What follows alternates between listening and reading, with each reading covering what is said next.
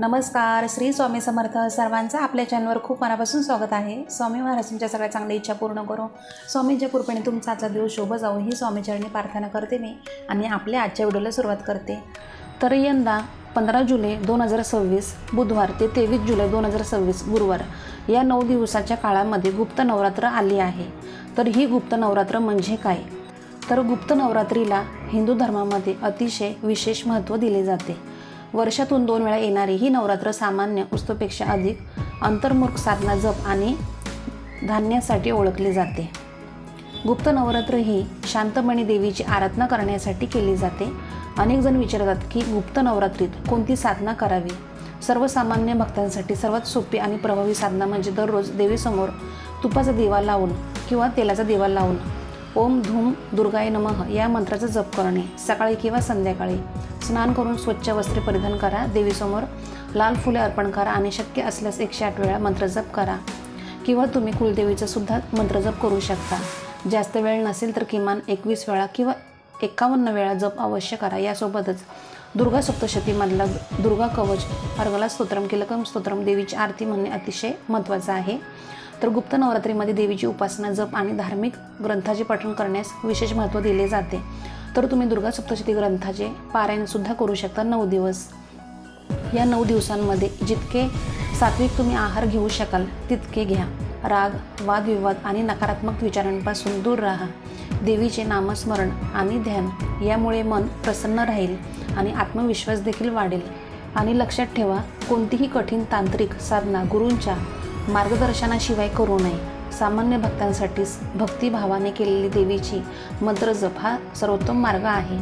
चला तर मग आता आपण जाणून घेऊया गुप्त नवरात्रीमध्ये आपण सर्वजण देवीची उपासना कशी करणार आहोत. तर देवीचा आशीर्वाद प्राप्त करून घ्यायचा आहे. मूळ म्हणजे ही गुप्त नवरात्र म्हणजेच इतर नवरात्रीपेक्षा वेगळी असते. तर या गुप्त नवरात्रीमध्ये आपण 10 महाविद्यांची तंत्रसाधना करतो. ही तंत्रसाधना गुरूंच्या सानिध्याशिवाय करायची नसते. म्हणून या मार्गामध्ये आपण सात्विक साधना देखील करू शकतो. तर या दशमहाविद्या म्हणजे कोण? तर काली, तारा, षोडशी, भुवनेश्वरी, भैरवी, चिन्मस्तिका, धूमावती, बगला, मातंगी, कमलात्मिका अशा या 10 महाविद्या आहेत. जेव्हा माता सतीने तिची 10 रूप प्रकट केली तेव्हा या 10 तरदिशांना या 10 महाविद्या प्रकट झाल्या आणि या सहारक शक्ती आहेत. त्यामुळे आपण सामान्य माणसे याची उपासना करीत नाही. म्हणून या गुप्त नवरात्रीमध्ये देखील आपण माता दुर्गेची सात्विक साधना करू शकतो. आपल्या कुलदेवीची सुद्धा आपण साधना करू शकतो. त्यामुळे आपल्याला दुर्गा सप्तशती ग्रंथ हा वाचायचा आहे.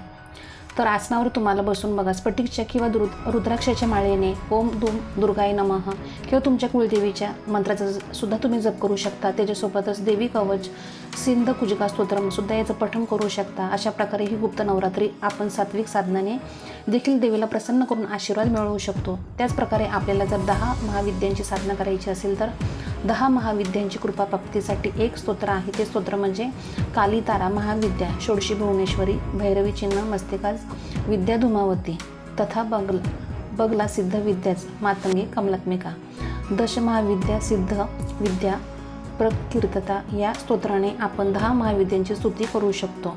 तर अशा प्रकारे आपण या गुप्त नवरात्रीमध्ये देवीची जास्तीत जास्त साधना करायची आहे. आणि त्याच्यासोबतच बघा, आपल्याला अजून एक मंत्र जप करायचा आहे. तो म्हणजे या गुप्त नवरात्रीमध्ये ओम ऐं भ्रीं क्लीं चामुंडाय विच्चे या 99 मंत्राची आपल्याला माळ जपायची आहे गुप्त नवरात्रीमध्ये 9 दिवस. तर अशा प्रकारे तुम्ही देवीची साधना नक्की करायची आहे.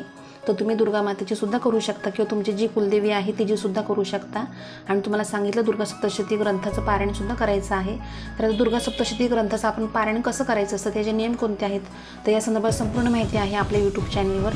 तुम्ही नक्की व्हिडिओ चेक करा. तर आता तुम्हाला समजलं असेल तर. आणि जरी तुमचे काही प्रश्न असेल, काही समस्या असेल तर आपल्या व्हिडिओच्या कमेंट बॉक्समध्ये कमेंट नक्की करा, मी रिप्लाय देईल. आणि आजचा व्हिडिओ तुम्हाला थोडा तरी आवडला असेल तर आपल्या व्हिडिओला लाईक करा, शेअर करा, जास्तीत जास्त सबस्क्राईब करा अजून केलं नसेल तर. आणि कमेंट करायला मात्र विसरू नका, एक कमेंट नक्की करा. तर आपण दररोज अशाच नवीन व्हिडिओमध्ये भेटत जाऊ. तर आजचा व्हिडिओ मी आपल्या स्वामी समर्थ महाराजांनी रुजू करते आणि इथं सांगते धन्यवाद. श्री स्वामी समर्थ.